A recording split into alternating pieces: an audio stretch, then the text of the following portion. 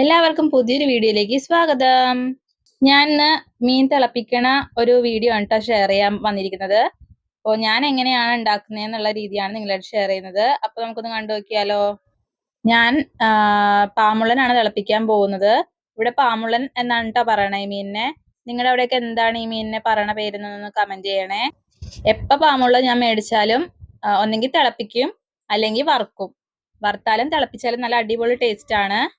അപ്പൊ ഞാൻ ആദ്യം തന്നെ നന്നായിട്ടൊന്ന് വെട്ടി ക്ലീൻ ചെയ്തെടുക്കട്ടെ കേട്ടാ പാമുള്ളൻ. അപ്പോ മീൻ വെട്ടുന്ന വീഡിയോ ഒന്നും എടുക്കണില്ല, കാരണം ക്യാമറ ഇങ്ങനെ പിടിച്ചിരുന്ന ആളില്ല. അപ്പോ മീൻ വെട്ടുന്ന വീഡിയോ ഒന്നും എടുക്കുന്നില്ല. അപ്പോ മീൻ വെട്ടി ക്ലീൻ ചെയ്തതിന് ശേഷം കാണാം. കണ്ണ് എത്തിക്കഴിഞ്ഞാല് ദാ ഇതുപോലെ വന്ന് നോക്കിക്കൊണ്ടിരിക്കും മീൻ കട്ടുകൊണ്ട് പോകാനായിട്ട്. ഞാൻ സമ്മതിക്കില്ല, ഞാൻ വിട്ടുകൊടുക്കില്ല. അതുകൊണ്ട് തൊട്ടടുത്ത് തന്നെ ഞാൻ ഇരിപ്പുണ്ട്. അപ്പോ ആരും ടെൻഷൻ അടിക്കണ്ട. ഞാൻ ഇത് വെട്ടി ക്ലീൻ ചെയ്തിട്ട് വരാം. ഇതാ ഇപ്പൊ ഞാൻ പാമുള്ളൻ വെട്ടിത്തേച്ച് എടുത്തിട്ടുണ്ട്. ഇതിന്റെ സ്കിന്നിലുണ്ടല്ലോ ഒരു കുമ്മായം പൊടി പോലെയാണോ അതോ എന്തോ ചാന്ത് പോലെയാണോ എന്നൊന്നും അറിയില്ല, ഒരു വെള്ള കളർ സംഭവം ഉണ്ട്. അത് നമ്മള് നന്നായിട്ട് ഒരച്ചത് ക്ലീൻ ചെയ്ത് എടുക്കണം കേട്ടാ. എത്ര പേർക്ക് അറിയാന്ന് എനിക്ക് അറിയില്ല, അറിയാത്തവർക്ക് വേണ്ടി പറഞ്ഞതേ ഉള്ളൂ. പാമുള്ളൻ തിളപ്പിക്കാൻ ആവശ്യമായ മറ്റു സാധനങ്ങൾ എന്തൊക്കെയാന്ന് നമുക്ക് നോക്കാം. തക്കാളി 2 എടുത്തിട്ടുണ്ട്, ഒരു 2 കഷ്ണം ഇഞ്ചി എടുത്തിട്ടുണ്ട്, 3 പച്ചമുളക്, സവാള 3 കുറച്ച് കറിവേപ്പില, കുടംപുളി കഴുകി വെച്ചിരിക്കുന്നതാണ്. ഇതൊക്കെ ഓരോരുത്തരുടെ ഇഷ്ടത്തിനനുസരിച്ച് എടുക്കാവുന്നതാണ്. ഇതെല്ലാം നമുക്ക് ഇതുപോലെ ഒന്ന് അരിഞ്ഞെടുക്കാം. ഓരോരുത്തരുടെ എരിവിന്റെ ഇഷ്ടത്തിനനുസരിച്ച് പച്ചമുളകിന്റെ എണ്ണം കൂട്ടാൻ കുറക്കാം. അപ്പോ നമുക്ക് പാമുള്ളൻ തിളപ്പിക്കുന്നതിലോട്ട് കടന്നാലോ. എത്ര പേർക്ക് അറിയാമെന്ന് അറിയില്ല ഇങ്ങനെ ഉണ്ടാക്കാനായിട്ട്. അപ്പോ അറിയാത്തവർക്ക് വേണ്ടിയിട്ട് മാത്രമാണ് ഈ വീഡിയോ. ഞാൻ ഉണ്ടാക്കുന്ന രീതിയാണിത്. അപ്പൊ നിങ്ങൾക്ക് മാറ്റങ്ങളൊക്കെ വരുത്തണമെങ്കിൽ മാറ്റങ്ങളൊക്കെ വരുത്താം. അപ്പൊ തക്കാളി ഇടുന്നവർക്ക് വേണമെങ്കിൽ കുടംപുളി ഇടണ്ടെങ്കിൽ ഇടണ്ട. അപ്പൊ നിങ്ങൾക്ക് അങ്ങാടി ഇങ്ങോട്ടൊക്കെ ചേഞ്ച് ചെയ്യാവുന്നതാണ്. ആദ്യം തന്നെ ഒരു ചട്ടി എടുക്കുക. അപ്പൊ മീൻ തിളപ്പിക്കാനാണെങ്കിലും കറി വെക്കാനാണെങ്കിലും നിങ്ങൾ ഉപയോഗിക്കുന്ന ഏതെങ്കിലും ഒരു ചട്ടി എടുക്കുക. എന്നിട്ട് അടുപ്പ് കത്തിക്കാണ്ട് ആദ്യം തന്നെ ആ ചട്ടിയിലോട്ട് നമുക്ക് ഈ അരിഞ്ഞു വെച്ചിരിക്കുന്ന സാധനങ്ങളൊക്കെ ഇട്ട് കൊടുക്കാം. കൂട്ടത്തിൽ നമുക്ക് കഴുകി വെച്ചിരിക്കുന്ന കുടംപുളിയും ഇട്ട് കൊടുക്കാം. കുടംപുളിയൊക്കെ നിങ്ങളുടെ ഇഷ്ടത്തിനനുസരിച്ച് ഇട്ടാൽ മതി, കുറച്ച് ആണെങ്കിൽ കുറച്ചിട്ടാൽ മതി.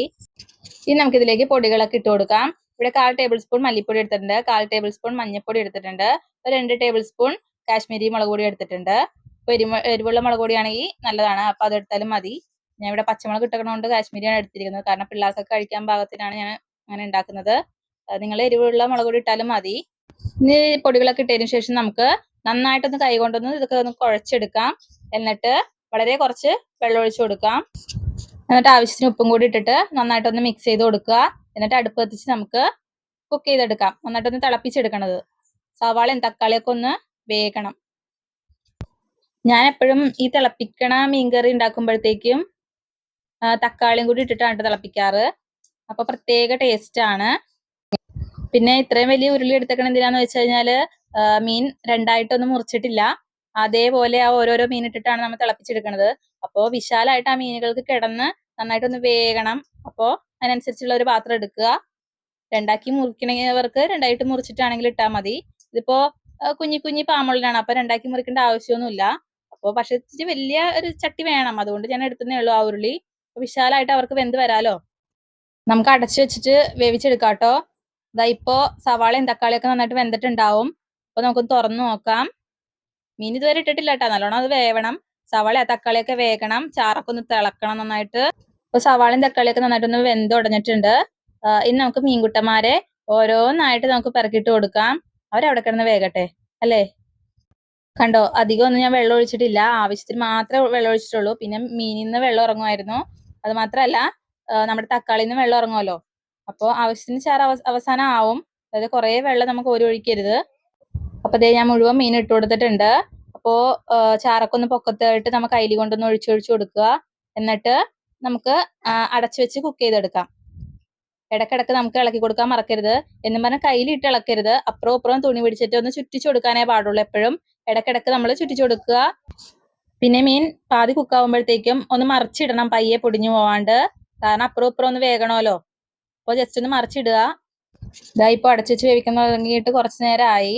ഞാൻ ഇടക്കിടക്ക് തുറന്നിട്ട് കൈ കൊണ്ട് ഇങ്ങനെ അപ്പുറം ചുറ്റിച്ചൊന്ന് കറക്കി ഇങ്ങനെ കൊടുക്കുമായിരുന്നു. കയ്യിലിട്ട് ഇളക്കിയിട്ടില്ല ഇതുവരെ. ഇനി നമുക്ക് ശുദ്ധമായ പച്ച വെളിച്ചെണ്ണ ലാസ്റ്റ് ആയിട്ട് നമുക്ക് ഒഴിച്ചു കൊടുക്കാം. ഇപ്പോഴാണ് ഞാൻ വെളിച്ചെണ്ണ ഒഴിച്ചു കൊടുക്കുന്നത്. ഇതാ ഇപ്പൊ നമ്മുടെ പാമുള്ളം തിളപ്പിച്ചത് റെഡി ആയിട്ടുണ്ട്. ഇത് ആവശ്യത്തിന് ചാറൊക്കെ ആയിട്ടുണ്ട്. ഇനി ഈ ചാറ് വറ്റിച്ചെടുക്കേണ്ട ആവശ്യമൊന്നുമില്ല. ഞാൻ ഉണ്ടാക്കുന്ന രീതിയാണ് നിങ്ങളായിട്ട് ഷെയർ ചെയ്തത്. അപ്പോൾ അറിയാത്തവർക്ക് വേണ്ടി മാത്രമാണ് ഈ വീഡിയോ ഷെയർ ചെയ്യുന്നത്. അപ്പോൾ കുറച്ച് പേർക്കെങ്കിലും ഈ വീഡിയോ ഉപകാരപ്പെട്ടെന്ന് വിചാരിക്കണു.